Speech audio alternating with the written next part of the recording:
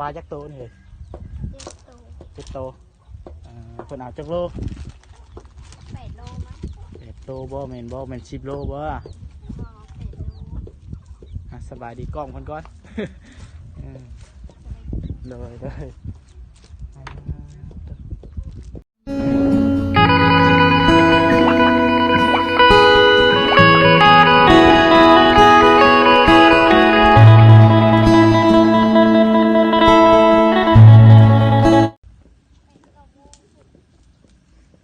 พี่น้องเลยเนาะ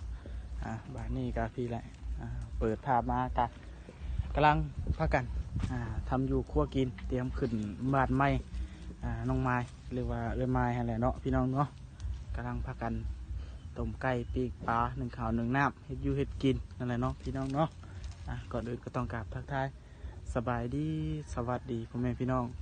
FC เบิร์ดสุขุสุคนเด้อพี่น้องเลยเนาะบัวาอยู่ตรงฝั่งลาวฝั่งไทยหรือว่าต่างประเทศเนาะพี่น้องกายินดีต้อนรับทุกท่านเข้าสู่ช่อง YouTube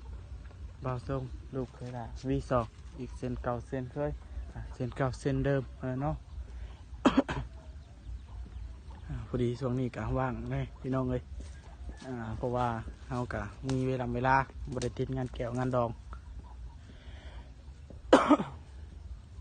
กะมาทั้งทีมงานอีกคือเก่าพี่น้องเลยเนาะถือว่าสวยเติบและนี่ก็ได้ทั้งผู้เฒ่าผู้แก่เพิ่นก็เริ่มทยอยออกมาแล้วพี่น้องเลยเนาะเวลานี่กะ7 โมง 8 โมงเพราะว่าเพิ่นก็เป็นเฒ่าเป็นแก่เพิ่นขนาดสิออกมาไว้แน่เนาะพี่น้องเนาะทั้งเฮาก็กำลังพี่แหละประกันปิ้งปูปิ้งปลาต้มไก่พี่น้องเอ้ยบกปลาปิ้งปลาเผาทางนี้จ้ะในครัวเฮากับ13 คนเงินบ่3 คนเนาะพี่น้องเนาะทางนี้กำลังเอือบปลาจักโตนี่เลย7 โตเพิ่นเอาจักโล8 โลมั้ง8 โตบ่แม่น10 โลบ่สบายดีกล้องเพิ่นก่อนเลยทั้งข่าวทั้งแก่เพิ่นก็เริ่มออกมาแล้วน้องเอ้ยเนาะมันจะเอาของเพื่อนเพิ่นตรงนี้จ้ะสวยเข่านั่นกับคนเองขึ้นน้ำกระพุ้นพี่น้องนะสบายดีเด้อเลย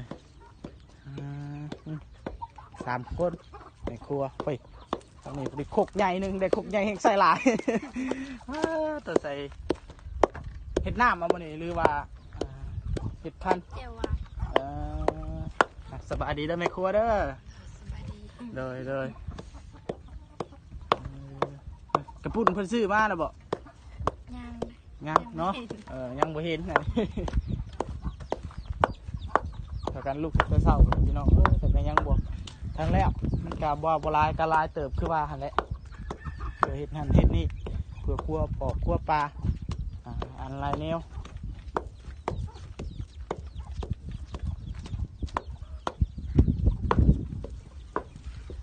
ปลานี่ยังบ่ทันออกมาเบิดบ่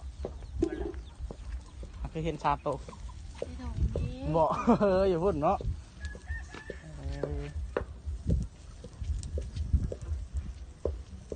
ยังบ่สุกบ่มันสุกแต่ว่าไม่หีบอันเดียว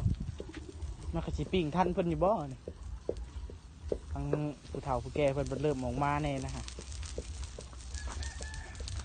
หม้อต้มไก่เฮากันทั้งนี้เปื่อยแล้วบ่จักไก่กระตัวบ่ใหญ่ไก่ควัน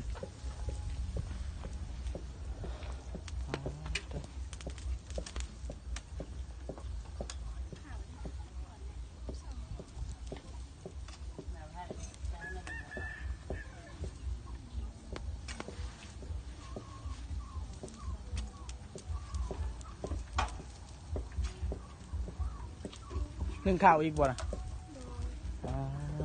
3 หัว 4 หัวแล้วพี่น้องเอ้ย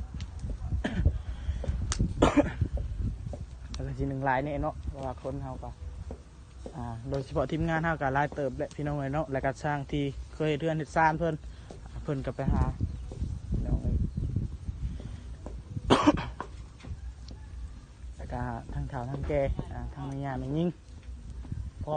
ม ว่าบ่น้อยว่าหลายกะบ่หลายว่าน้อยกับบ่น้อยฮะก็พอสมควรพอเป็นพิธีรีตองขึ้นเฮือนใหม่นั่นแหละเนาะอืม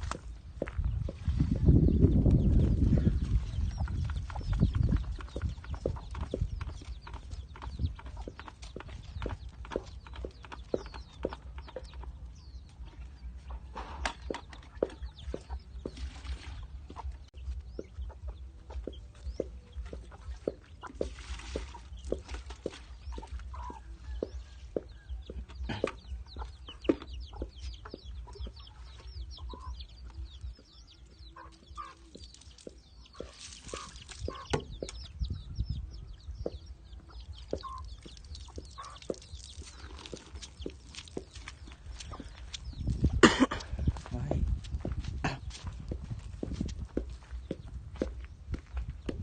ยังบ่แลกอยู่บ่ทางนี้ยังตึกอยู่ มันแหลกง่าย บ่หลายเนาะอืม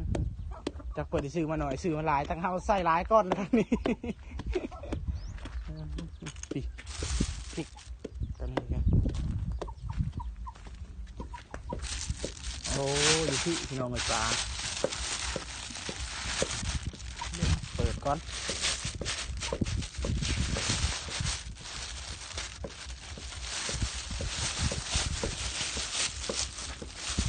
โอ้ย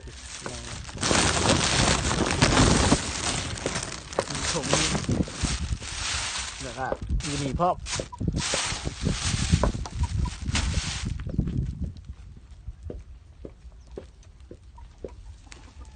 ต้องสุกอยู่บ่พอเนี่ยปิ้งปลาเอาเนาะ ใส่ใส่บัน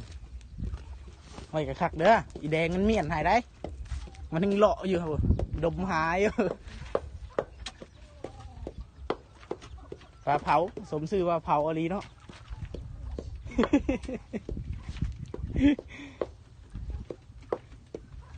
ปลาไหมมันไหมเลย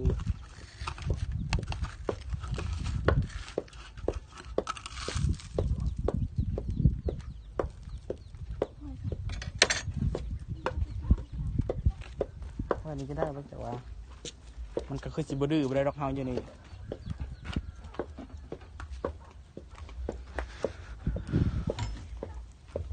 โอ้ผลมาจกดินอีกขนาดนั้นเอาได้ไม่ฮิปปิ้ง2 อัน 3 อันพอดีเนาะพี่น้องเนาะอันนี้ไม่ปิ้งอันเดียวกระชีซ่านี่ตะกี้ทันเพิ่นหรือบ่ทัน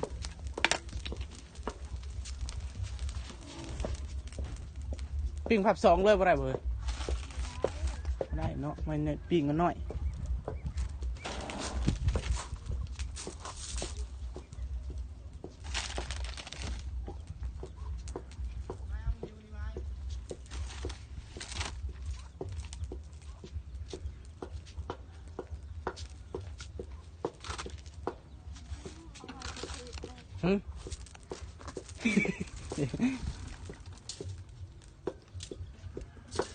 พอจะใส่เกลืออะไรเค็มมาจัก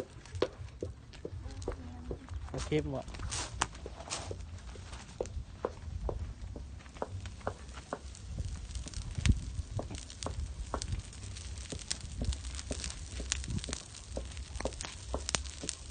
เดี๋ยวหาบวงมะพร้าวไก่ก่อนพี่น้อง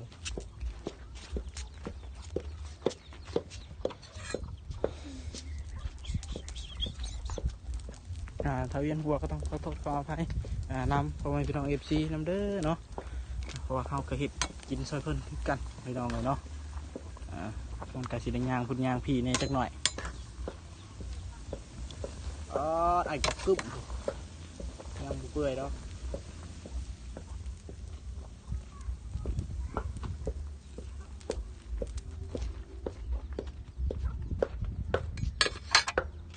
แม่มาแล้วบ่เฮ้ยฮะ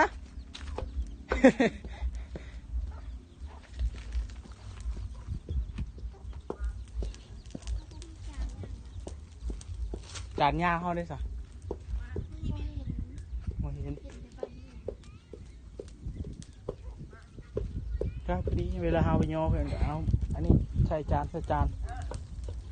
ไม่นั่นก็ได้นะพี่น้องเอ้ยเป็นตะคิมีกันสิประมาณนี้เด้อเนาะเดี๋ยวไปหาให้จุดกินช่วยเพื่อนก่อนปิกปูปิกปลาก่อนพี่น้องเนาะถ้าว่าผิดพลาดประการใดก็ต้องขอโทษขออภัยนำเพื่อนพี่น้อง FC เพื่อนสุขุสู่คนสำหรับคลิปนี้ก็จะขอกล่าวคำว่าสบายดี